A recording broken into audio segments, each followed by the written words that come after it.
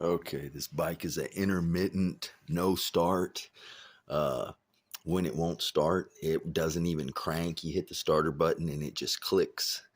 And you can put it in gear and rock it real hard, and then it'll start with the button after that.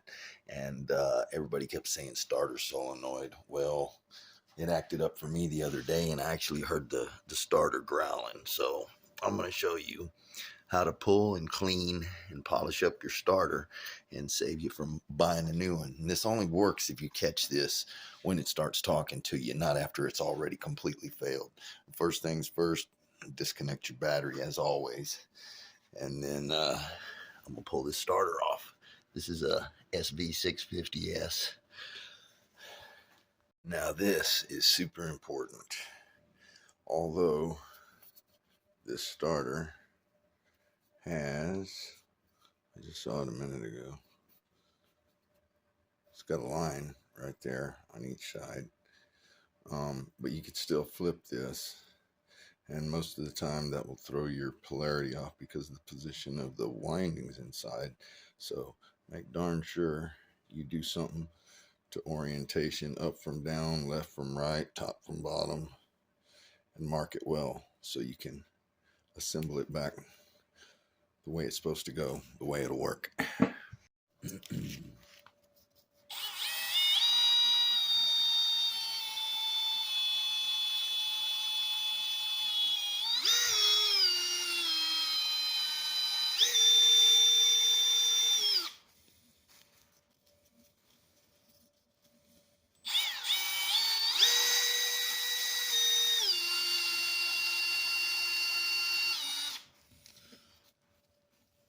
Not too much, just clean.